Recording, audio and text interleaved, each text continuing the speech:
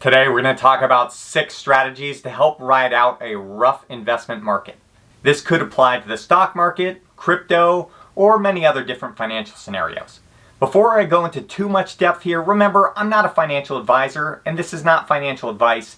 You should always do your own research before investing. So let's talk about some strategies for dealing with rocky financial markets.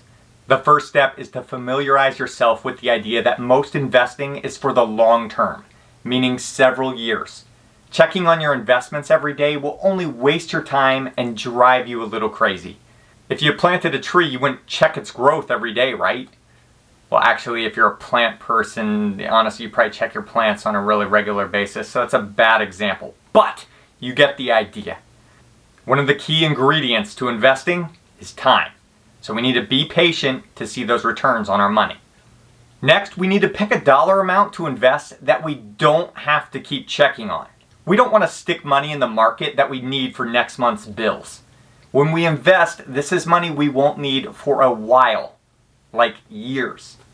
When we try to invest with money that we need for other things, it may force us to sell at a really bad time, like right after a market crash. That would be really bad for us and likely wipe out a lot of our gains if we had any. The next strategy is really important. Don't leverage money. What do I mean by leveraging money?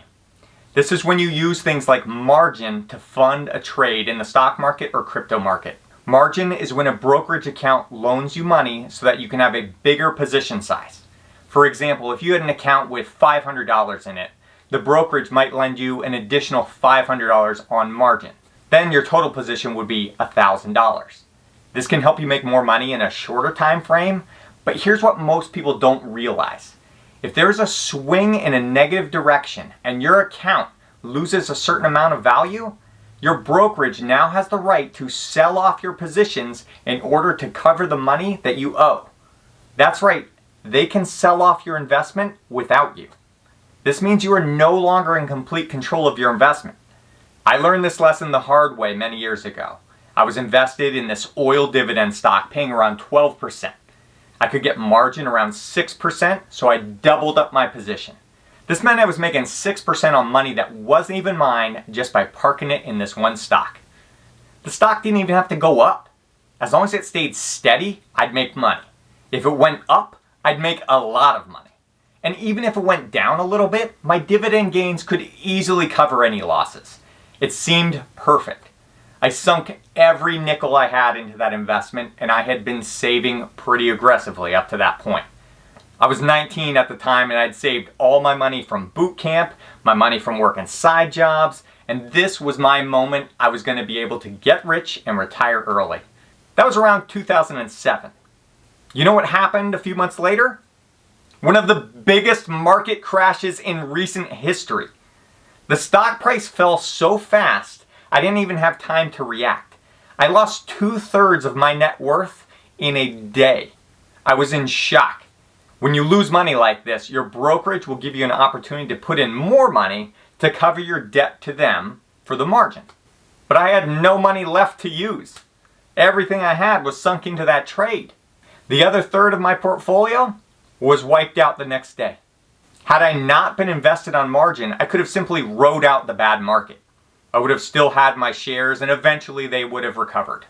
Being too aggressive with margin cost me my life savings at that point. It was an expensive lesson to learn. When a market does crash, it gives us a potential buying opportunity to pick up shares at a lower price. When we buy more shares over time at various different prices, this is known as dollar cost averaging. The idea is that by making purchases like this over the long term, our average buy-in cost will be lower than when we go to sell it. One thing to remember though is that some investments can go to zero. Many companies have gone bankrupt in the past and many more will do so in the future. If you continue to buy shares in a company that goes bankrupt, the value of your shares will go to zero. So make sure you do some additional research if the sale price of an investment seems to be too good to pass up. Another step we want to take when we're investing is to continue to earn income through other sources so that you aren't completely reliant on your investment income. Like we mentioned earlier, you don't want to have to dip into your investments at a bad time in the market. That can significantly cut into your profits. In order to keep yourself from having to borrow money from your investments, make sure to keep an emergency savings account separate than your investment account. The last strategy I have pertains specifically to cryptocurrency. There are several different exchanges that will pay interest on your cryptocurrency positions. This can make it a little more bearable when the market is swinging up and down and you may be losing thousands of dollars sometimes.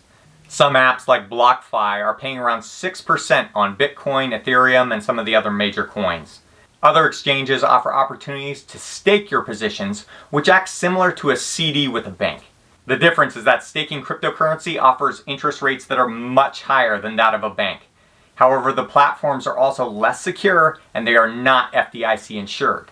Let me give you an example. I have some money in the stablecoin USDC on the app crypto.com. This cryptocurrency is called a stablecoin because it's pegged to the price of the US dollar. This makes it much less volatile than some of the other cryptocurrencies out there. By staking this cryptocurrency, I have agreed to loan it to the app company for a specific time period in exchange for a higher interest rate. My USDC is staked for a period of 90 days where I can't touch it or sell it. In exchange for this, they are paying me an annual interest rate of 12%.